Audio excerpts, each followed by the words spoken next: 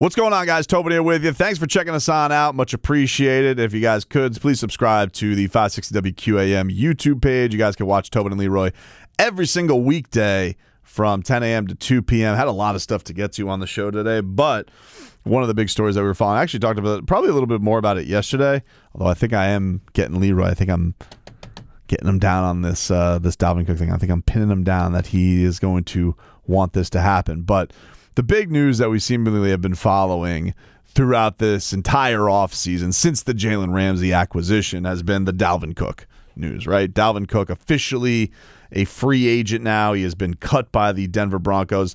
Found it very weird yesterday that they tried to throw a Hail Mary report out there about Dalvin Cook that he was going to be out there and you could still trade for him.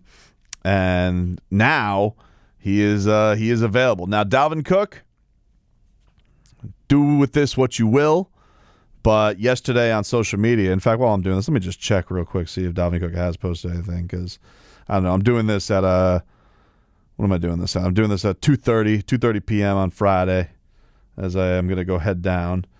But Dalvin Cook had posted a photo of himself on Instagram, and it was essentially him walking off the field at Hard Rock Stadium, seemingly putting it out there that he is, you know, we know that he's a Miami kid, and it's a question about whether or not he really wants to come down here. And it's going to be interesting because I'm sure that he wants to make money. I think the question is going to be, though, for him, you know, what is going to be out there? If there's no team that really wanted to trade for you because they knew that this was probably going to be an inevitability that you were going to get released, what is now the case of what is somebody going to want to pay Dalvin Cook going into this year? I don't know the answer to that. I do think that the Dolphins are probably in a position where we know that they got a little bit of money from the Byron Jones cutting now. That's official. We know that they have guys that got to take care of themselves. And then the question becomes for him, you know, does he come to the Dolphins maybe on something short term and then it gets flipped around? Is that a dangerous game for a running back because it's a position where, you know, you rack up a lot. People are going to be obviously on teams that he's on, he gets the ball a lot. And then the question for the Dolphins is also, you know, you have a running back situation. While this does seem like a match made in heaven from a, you know, a non-salary cap standpoint and a talent standpoint, and a guy who is from South Florida owns that stadium, basically. Hard Rock Stadium is Dalvin Cook Stadium. That's how good he is every time that he steps foot there.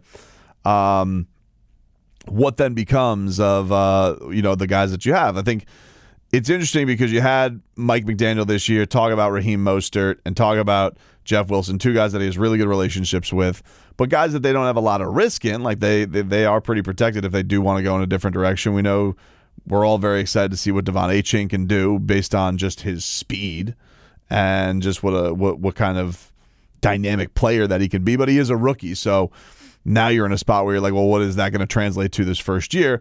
Hell, maybe he impressed already, and they're just like, yeah, I think we're fine. You know, I'm also curious with this Dalvin Cook thing. The Dolphins have had all the noise around it, right? You know, there's been some Denver, there's been some Jets, but the Dolphins thing is the most prominent thing because it's one of those storylines that makes the most sense. Is that out there just because Dalvin Cook's people or people around Dalvin Cook know that? Because it's real, or because they want to drum up this market and they want to make it so there's as much interest in him as possible? I don't know. I don't know the answer to that. I'll know one thing. If Dalvin Cook's a Miami Dolphin, old Tobes is into that. I would be thrilled if that happens. Even if, like, I'm going to be, you know me, I don't believe in salary cap or any of that stuff. It's all hocus pocus to me. You know, this is a Dolphins team right now that doesn't have to pay their quarterback. And we see what these quarterbacks are going for. For me, you go as willy-nilly as possible to add as much as possible as possible. You got an owner, he's old as hell. You got a town right now where literally every other team in town is flourishing right now. Two are flourishing in the biggest way. The only team that really looks like they may suck this year, and we don't even really know, is the Hurricanes. And I'm just basing that off of last year. and I don't know what to expect going into year 2. But even the damn Marlins are good. They're in the wild card spot right now. The Pinks just got messy. We know what the Panthers and the Heat are doing. The Hurricanes basketball team, fantastic. All the college basketball down here, fantastic. So the Dolphins are in this spot right now, as cool as it is that they're all here. And, Mike McDaniel talked about the other day, the inspiration that they're taking from the Heat and everybody doubting them. And they're all watching this journey that they're on and being able to do something that everybody says you can't do. And I do think that for the Dolphins, I think there are believers in them. Louis Riddick has picked them to win the AFC East. But for the most part, everybody's still of the mindset that it's the Bills division, which I think is a huge mistake. I think the Bills are going to have a fall off this year. I really, really do. I do genuinely believe that.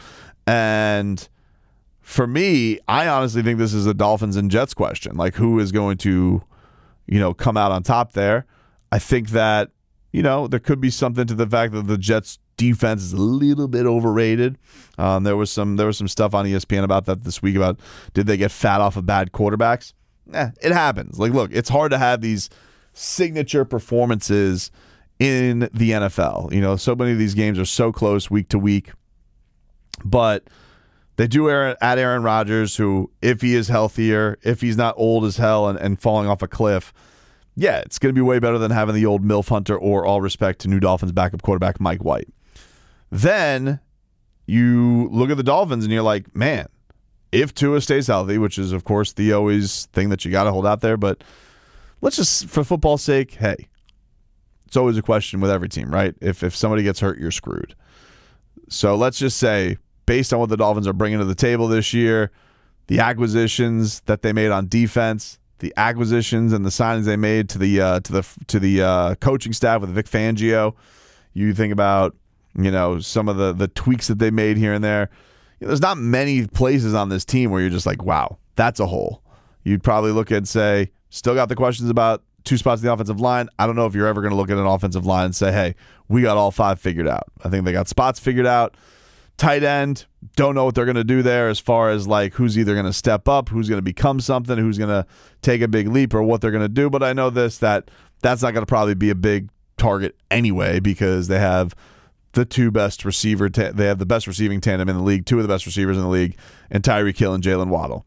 Now you add on top of that a backfield that you're comfortable with. I think every Dolphin fan's like, you know what? If we go in with this backfield, I'm comfortable with it. But if you add Dalvin Cook with the numbers that this dude has put up, yeah, how are you not going to look at this Dolphins team and put all the expectations on them in the world? And they deserve it. Like, it's okay for the Dolphins to have these monster expectations. It's okay now for Dolphin fans to look at this and saying, you know what? 24 years, too long to wait to win a playoff game. I'm ready for, by the time January rolls around, for that streak to be over. I'm ready for the Dolphins to finally get a playoff win. I don't think it's a ridiculous thing to look at as the bare minimum the Dolphins should have this year, is saying the Dolphins need to snap something that is nearly a quarter century old. They need to snap that streak of that many seasons without a playoff win. Have to. That has to be the bare minimum.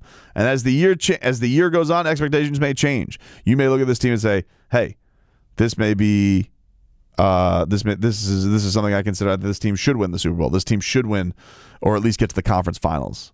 Who's to say? We don't know how this year goes. But I think for the Dolphin fans, looking at the talent and the resources they put into this, if I'm Stephen Ross and I'm looking at this, I'm like, yeah, dude, we should win a playoff game this year.